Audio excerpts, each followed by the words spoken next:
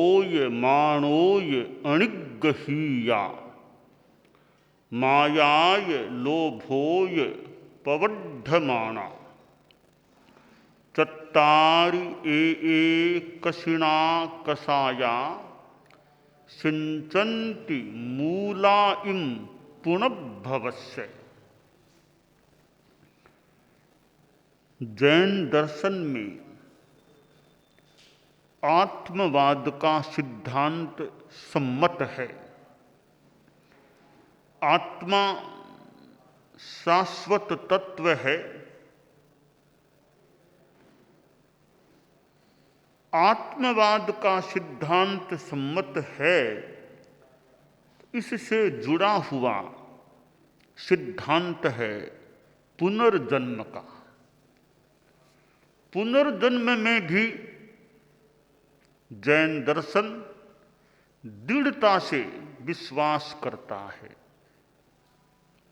और पुनर्जन्म न हो फिर तो जैन दर्शन की कई कई बातें अर्थहीन हो सकती हैं।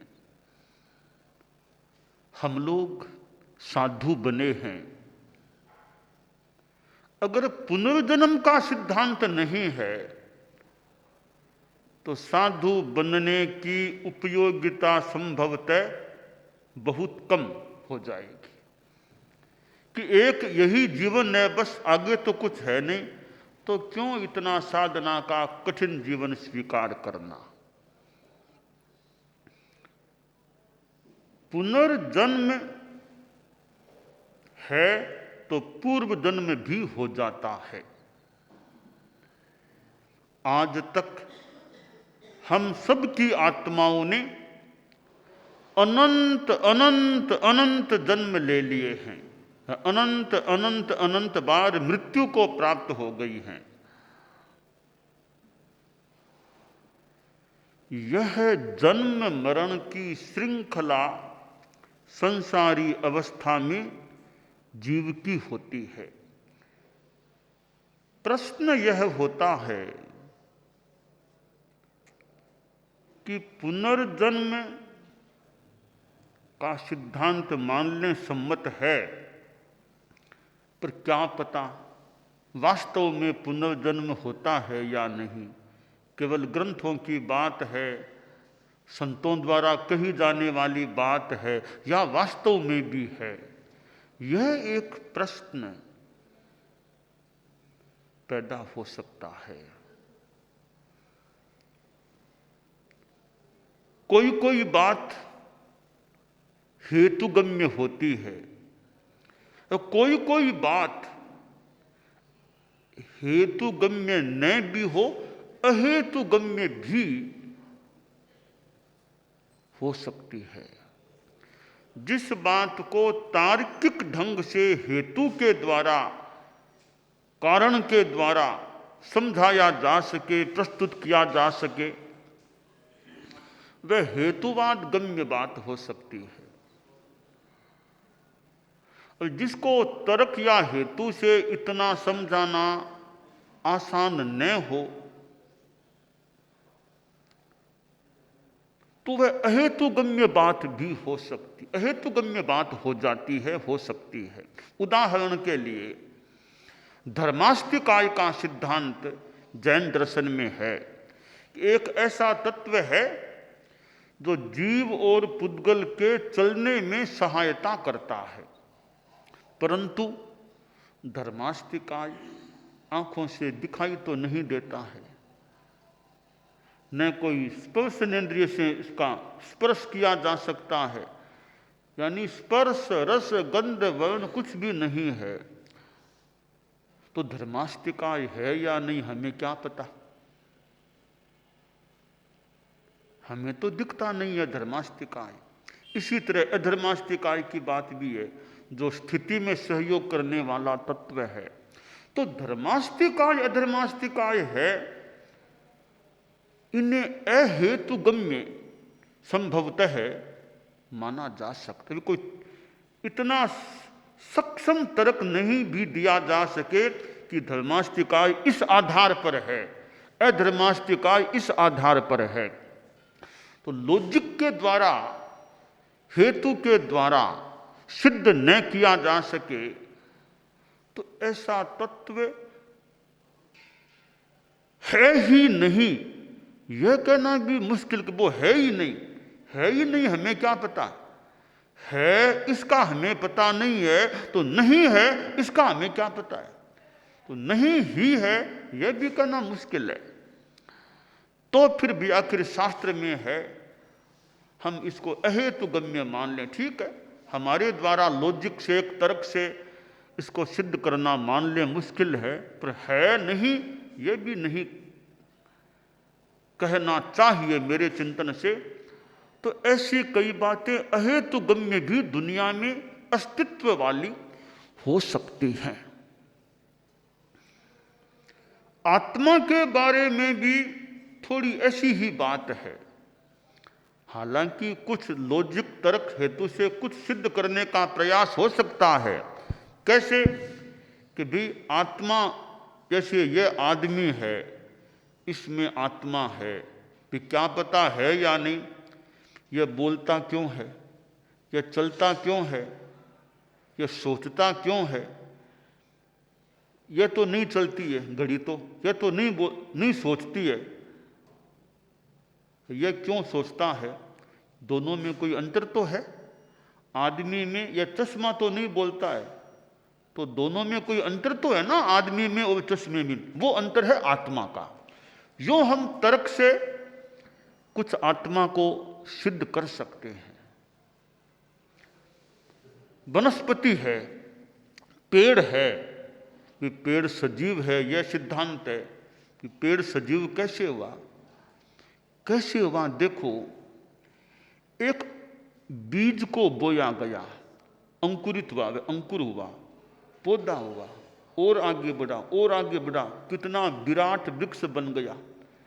हम जानते हैं अभी बीज बोया था, कुछ समय के बाद कितना बड़ा हो गया ना। अब यह चश्मा 5 साल पहले जितना बड़ा था, 5 साल के बाद क्या इतना बड़ा हो गया? क्या ये नहीं हुआ? यह प्रमार्जनीय है।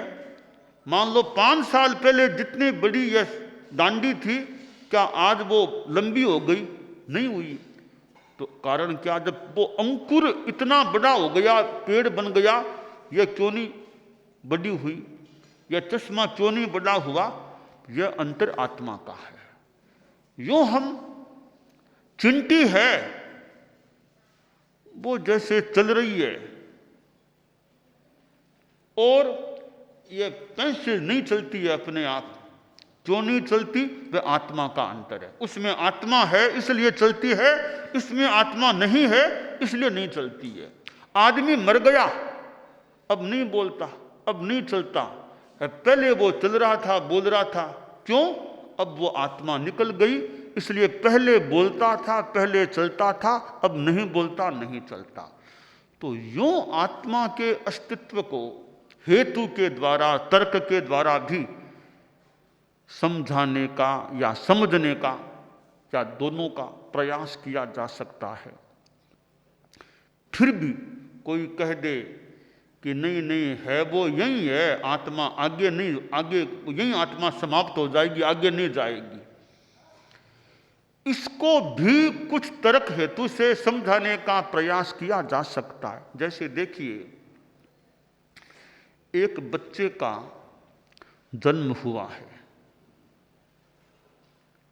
अब वो बच्चा कभी मुस्कुराता भी है, थोड़ा सा बड़ा हुआ बच्चा मुस्कुराता भी है, कि वो रूठता भी है, रोता भी है। तो भाई इसमें यह रोने की, हंसने की ये वृत्ति कहाँ से आई? इस बच्चे को किसने सिखाया कि यूं रोया जाता है, यूं हंसा जाता है? बच्चे को किसने सिखाया था? जन्म से ही बच्चा रोता है, बच्चे को किसने ट्रेनिंग दी कि ऐसे रोना चाहिए?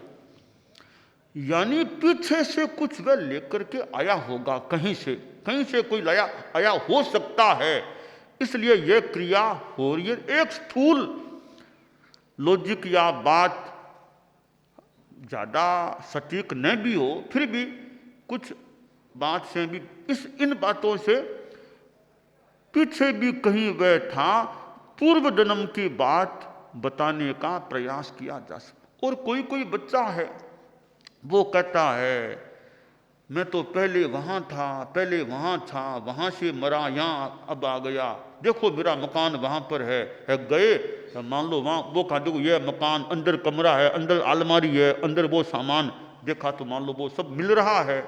इसका मतलब पहले कहीं था, मनुष्य मर के वापिस मनुष्य बना है। तो ऐसे घटना प्रसंगों से भी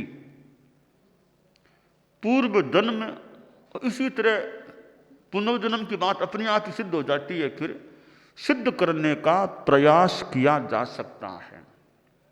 इन सारी बातों के बावजूद भी कोई कह दे कि मैं तो नहीं मानता कि पुनर्जन्म होता है, उससे यह पूछा जा सकता है कि भैया तुम क्या कहते हो? कि वो कहेगा मैं कहता हूं पुनर्जन्म नहीं होता, नहीं होता, नहीं होता। तो उससे ऐसा कहा जाए कि पुनर्जन्म है, इसमें मान लो संशय तो हो सकता है, पुनर्जन्म नहीं ही है यह कहने का तुम्हारे पास क्या आधार है? तुम्हें क्या पता नहीं है पुनर्जन्म? तुम्हारे पास क्या बेस, क्या आधार कि पुनर्जन्म नहीं हो सकता? हाँ, यह कभी संशय है या नहीं, यह तो फिर मान ले, फिर भी संशय है, हो सकता है संशय है, पुनर्जन्म है ही नहीं यह कहने का अधिकार तो कैसे हो सकता है? किस आधार पर कहा जा सकता है? तो पुनर्जन्म नहीं ही है यह कहना तो मेरी दृष्टि में बेसलेस बात है। जहां तक मेरा चिंतन, बेसलेस, निराधार बात है कि पुनर्जन्म है ही नहीं। हाँ, मैं मानता हूं पुनर्जन्म है ही, इस बात का भी, इस बात में संशय हो सकता है ही कि यह भी कोई कहे भी, कैसे को भले मत कहो, यह भी मत कहो, पर है ही नहीं, है ही कहना भी कठिन है, तो है ही नहीं यह कहना भी फिर कठिन है। हाँ, इतना ठीक हो सकता है एक अपेक्षा से कि मुझे पता नहीं है या नहीं, मैंने तो देखा नहीं पिछले जन्म को, तो मैं कैसे कहूँ है, यह बात कही जा सकती है। तो पुनर्जन्म है ही यह कहना कठिन, तो है ही नहीं यह कहना भी कठिन है। अगली बात यह है कि भाई इतने ग्रंथों में आखिर पुनर्जन्म की बात आई है, तो पुनर्जन्म होता ही नहीं तो लिखने वाले फालतू क्यों लिखते? उनको क्या लाभ हुआ ऐसी बातें लिखने से या बताने से? तो पुनर्जन्म है ही नहीं तो यह कल्पना भी दिमाग में आई कैसे? जिस चीज की कल्पना दिमाग में आती है इसका मतलब कहीं न कहीं कोई होगा ना कोई चीज। आखिर दिमाग में कल्पना आई कैसे? लिखने वालों ने लिखा कैसे? बताने वालों ने बताया कैसे? तो क्या वो झूठ ही बोलने वाले थे क्या? सब बातें झूठ बोल दी कि पुनर्जन्म है, स्वर्ग है, नरक है। क्या वे झूठ बोलने वाले लोग थे जिन्होंने ऐसी बातें बताई है? अगर झूठ बोलने वाले थे तो झूठ वे क्यों बोले? उन्हें क्या लाभ हुआ ऐसी बातें झूठ बोलने से? वे भी तो सोचते होंगे ना भी झूठ बात बोलने से हमें लाभ क्या होगा आखिर। तो यह भी एक चिंतन का महत्वपूर्ण बिंदु है कि आज ग्रंथों में जो इतनी बातें हैं और पुनर्जन्म के बाद तो कितनी अच्छी तरह ग्रंथों में मिलती है, तो ऐसी बातें लिखने वाले, बताने वाले कोई अज्ञानी आदमी थे क्या? उनको क्या लाभ हुआ? अगर है ही नहीं पुनर्जन्म तो क्यों वे बोले, क्यों बातें लिखी गई? इससे भी लगता है कि पुनर्जन्म है तभी बताने वालों ने बताई होगी, लिखने वालों ने लिखी होगी। तो कुल मिलाकर पुनर्जन्म है यह बात ज्यादा सबल प्रतीत होती है। फिर भी मान लो किसी को विश्वास न हो भी, क्या पता है या नहीं, तो फिर एक सलाह है कि कि है अथवा नहीं, जानने वाले जाने, पर हम तो पुनर्जन्म है इस अवधारणा को दिमाग में रखकर अपना जीवन जिए। क्यों? इसकी एक बात है कि एक आचार्य जी थे, पाद विहार करते थे, साथ में संत लोग भी थे, थोड़ी उम्र भी आ गई, थोड़ा शरीर भी भारी था, और चलते चलते मान लो 3 कोस 2 कोस चलते थोड़ा श्रम भी पड़ता, अवस्था और शरीर का भारीपन, फिर भी यात्रा कर रहे थे। एक गृहस्थ जो नास्तिक विचार को मानने वाला था, पर आचार्य जी के प्रति बड़ा एक अनुरक्त आदमी था, प्रेमी आदमी था, बड़ा सम्मान का भाव रखता था, आचार्य जी के ज्ञान से बड़ा प्रभावित था, यदा कदा आया करता था आचार्य जी के पास। एक दिन वह नास्तिक गृहस्थ आचार्य जी के पास बैठा था, और आचार्य जी भी उसको आध्यात्मिक स्नेह दिया करते थे, बात भी किया करते थे, चर्चा भी कर लेते। तो वह नास्तिक गृहस्थ बोला, आचार्य जी आप यात्रा करके पाद विहार करके आए हैं, कितना पसीना आ गया आपके, थकान भी आई होगी, इतना श्रम आप करते हो, सब बेकार है, सारा श्रम आपका बेकार होगा। गुरुजी आगे कुछ नहीं है, आगे कुछ नहीं है, क्यों फालतू इतना श्रम करते हो, कोई पुनर्जन्म नहीं होगा, है सो यही है। मुझे बड़ा दुख होता है, आपको देखकर तरस आती है, इतना आचार्य जी श्रम करते हैं, चलते हैं, थकते भी होंगे, पसीना इतना आता है गर्मी में, तो आप मेरी बात मानो, यह सब छोड़िए, कुछ नहीं है, सब है सो यही है, आगे पीछे कुछ नहीं है, कोई पुनर्जन्म नहीं होगा।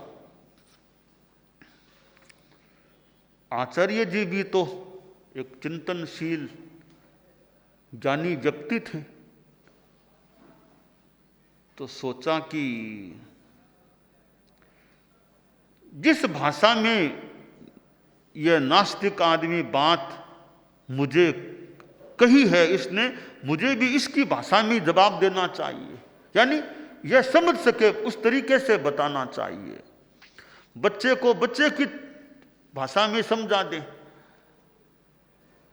और पढ़े लिखे आदमी को पढ़े लिखे की भाषा में समझा दे। अब बच्चे को बहुत ज़्यादा पढ़ी लिखी उस तरह की भाषा में वो नहीं भी समझे, पर पढ़ा लिखा आदमी तो उसकी भाषा में समझाए तो वो ज़्यादा अच्छी तरह जल्दी समझ पाएगा।